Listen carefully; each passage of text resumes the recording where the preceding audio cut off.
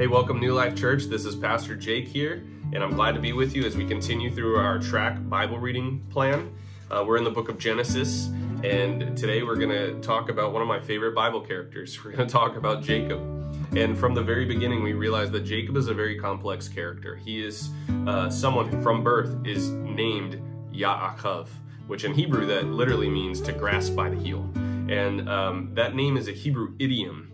To grasp by the heel is an idiom, kind of like in English we might say nailed it. You know, like if you nailed it, it doesn't mean like, oh, I nailed something to the wall. It usually means like, hey, you did a great job. You did it perfectly. And so in Yaakov, to grasp by the heel in Hebrew, actually it's an idiom to deceive someone. It's almost like saying, oh, I got you by the heel. You know, it's to trick someone. And so we see that his name fits his personality early on in his life. His name, Yaakov, deceiver.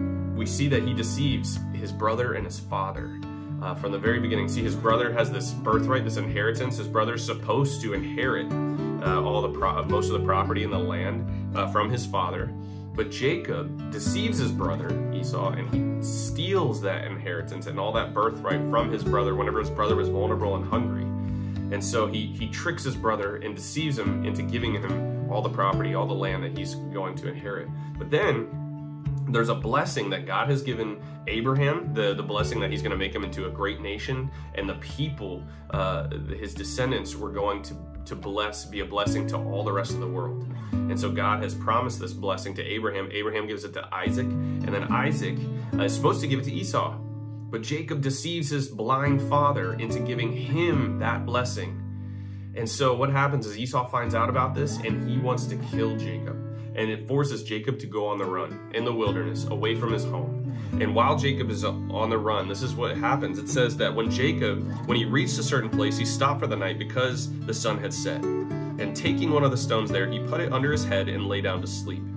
He had a dream in which he saw a stairway, some people might say a ladder, a stairway resting on earth, and its top was in the heavens. And the angels of God were ascending and descending on it. And there above it stood the Lord. And he said, I am the Lord, the God of your father Abraham and the God of Isaac. I will give you your descendants the land on which you are lying. Your descendants will be like the dust of the earth, and you will spread out to the west and to the east and to the north and the south. All the peoples of the earth will be blessed through you and your offspring. And I am with you and will watch over you wherever you go. And I will bring you back to this land. I will not leave you until I've done what I've promised. And when Jacob awoke, from his sleep, he thought, surely the Lord is in this place and I was not aware of it. He was afraid and said, how awesome is this place? This is none other than the house of God. This is the gate of heaven. And so what Jacob does is he sets up that stone that he fell asleep on. He sets it up as a monument. He pours oil, he anoints it, and then he calls that place Bethel, which means the house of God. And it's crazy because here in this moment, we realize that Jacob, the deceiver, the evil one in the story, that God is pursuing him for some reason. We don't know why. It doesn't make sense, but God pursues him and he reveals himself in a place where you would never expect it, in the middle of nowhere. God reveals himself, and Jacob says, surely God is with me, and I had no idea. And what's crazy is this is the turning point in Jacob's life. Jacob begins to be transformed by his encounter with God. What happens is after this, Jacob runs to the land of his uncle Laban, and he works for his uncle Laban many years, 14 years to get the wife that he wanted.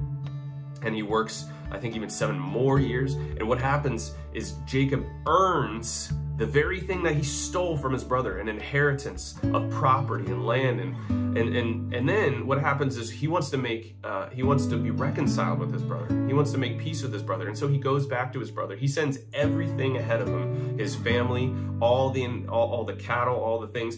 He sends it to his brother Esau ahead of him. And he says, here in this moment, I need to meet with God. And so in that place, God comes down. This angel of the Lord comes down and he wrestles with Jacob.